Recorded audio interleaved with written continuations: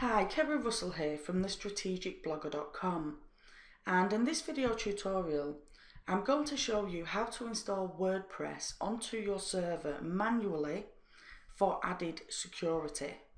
And here's why. When you use one-click software such as Fantastico, it leaves your blog wide open to hackers because the installation settings are easier to guess. And I'm thinking you don't fancy your blog being hacked once you put a load of hard work into it. So for that reason, I'm going to show you how to do a manual installation. And it's really not that hard to do. The first step is to download the WordPress files from wordpress.org. So just open up a new browser and go to www.wordpress.org. And you should be taken to a page like this. Now we're going to save the files to our desktop. So I'm going to left click on this blue button here where it says ready to get started. And for some reason it takes you to another page where you've got to select the download again. Not quite sure why, but we'll just go ahead and do that. So on the right hand side there's another button saying download WordPress. Just left click and a window should pop up. Now I'm going to select Save As, and I'm going to save it to my desktop and then left click Save.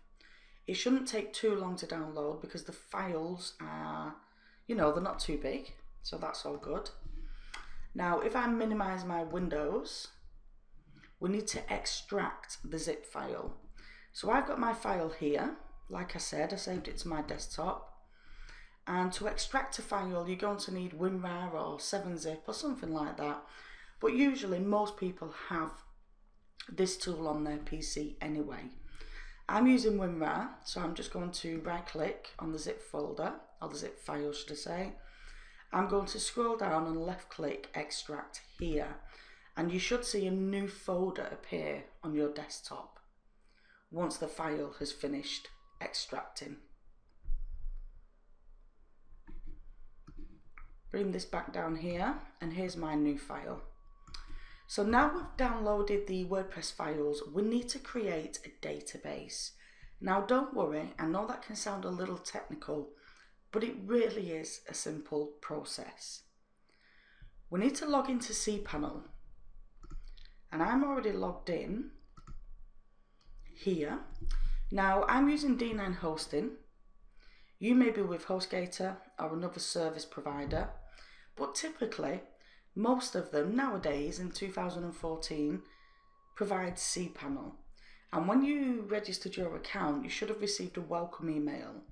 In that welcome email, you should have your Cpanel details, so your login credentials and stuff. So what you need to do is pause the video, find that email and get yourself logged in. If you can't find your details, just contact your hosting provider, okay? Okay, so like I said, I'm already logged in and we're going to create a database. I'm going to scroll down and we are looking for a MySQL database wizard. When you find that, just left click on there, because we need to give our database a name. Now already you can see that I have Kerry Russ _ I'm just going to call this, see normally I would use the initials of my blog, but I've already done that. So what I'm going to do is use TSBT, the Strategic Blogger Test. And then I'm going to left click next step. I'm going to use the same for my database username, TSBT, and then I need to create a password. Whatever password you choose, make sure it is strong, secure, and nobody will guess it, okay?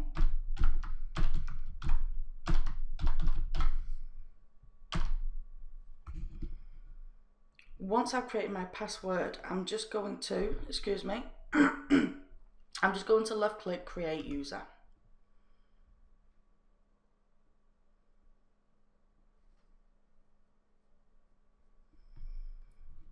Now before we can actually upload the files to your server, we just need to make a note of those details.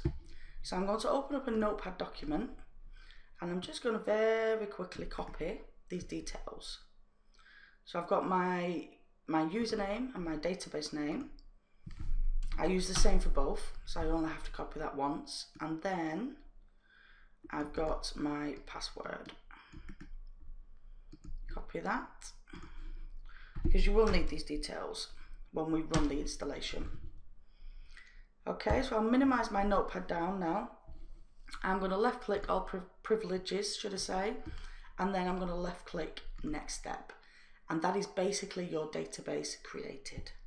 See how easy that was? Okay, so I'll just return that home. So now we've downloaded WordPress files, you've got your database details created. We need to upload WordPress to your server. And to do this, we're going to use a free piece of software called FileZilla. If you don't already have that, just go to Google, look for FileZilla FTP solution, and you'll find that on the front page, top result. Download it, run the installation, and then let me open mine up. Once you open yours, you're going to see a screen like this. Now at the moment, there's nothing on the right hand side because we're not actually connected to the server. But that welcome email that you received from your web hosting provider should also contain your FTP details. So once again, you need to grab that email and then you need to log in to Cpanel. And you just use these fields at the top where it says host, username and password. Now, you don't need to put in the port.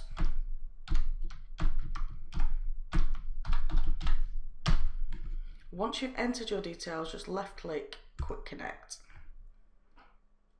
When you're connected to your server, you'll notice all the files and all the folders that are currently on your server appear on the right hand side. And if you've never used this software before, it basically allows you to transfer files and folders from your hard drive to your server, and everything on the left hand side are the files and folders on your hard drive. Okay, so first up, let's navigate to the domain name where you're installing your blog. I'm going to go to the right hand side and go inside public HTML. Just double click to open that up. Now I have several domains, as you can see: strategic blogger, web design developer, etc. But I'm installing this in the root of my hosting account, and that's where I am now.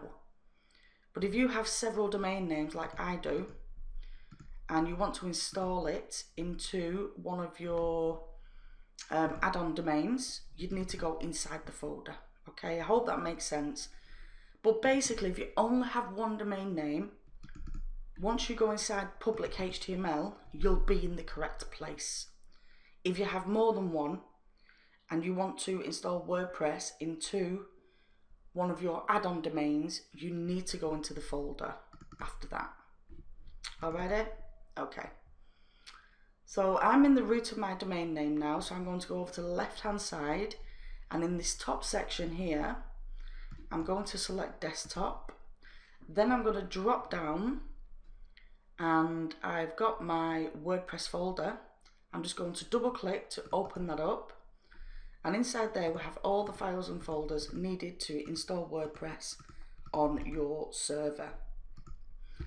Now, rather than selecting them all one by one, you can left click on the top folder, hold down Shift on your keyboard, go right to the very bottom, and then while you've got Shift held down, left click, and that will select all the folders and all the files.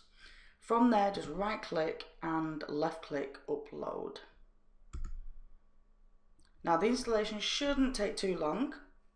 Obviously it depends on your internet connection as well.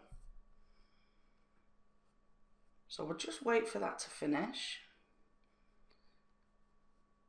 And if you do have any questions, by the way, do feel free to email me. You can find a contact form on my blog at thestrategicblogger.com, because I'm always happy to help where I can. Okay, so I did actually pause the video there because my installation took way longer than I originally anticipated. But all my files have uploaded now, and hopefully yours have too.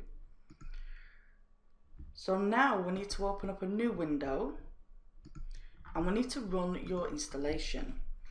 So go to the URL bar at the top of your screen, enter your domain name where you're installing the blog, /wp-admin, and then left click enter, and that should take you to the installation process.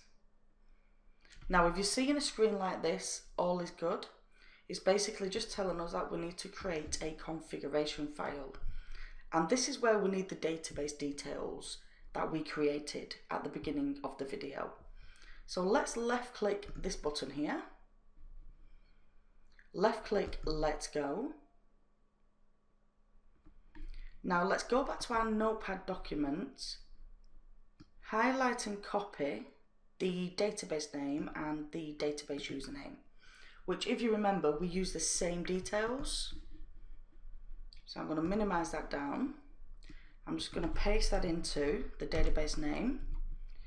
I'm going to paste it into the username.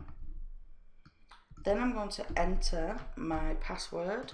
So I'll just copy and paste that actually. Minimize that down. Now for your database host, 99.9% of the time it will be localhost. So just leave that there, okay? And finally we have the table prefix. Now this is pretty much the same with all automated installations, and people can guess this. So what we need to do is add, I'm just going to put TSBT before the WP underscore, and that's just going to add some security to your WordPress installation. When you've done that, just left click submit. From there, left click, run the install,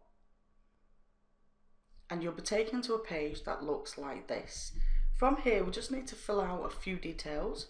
So we have the site title. Well, I'm using my test domain name, so I'm just going to put Kerry Russell.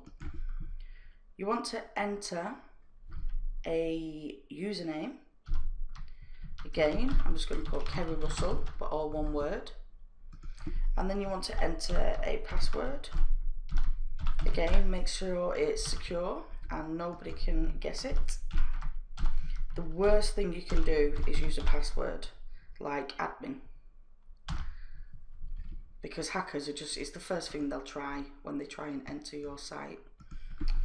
Email, I'm just going to make one up. I'm just going to put info@kerryrussell.net. Allow search engines to index this site. Well, yes we do, because you want them to display your blog in the search engines.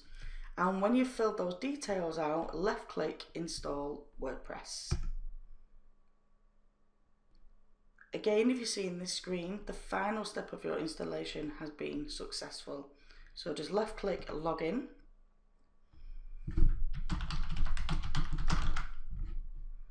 Enter your details.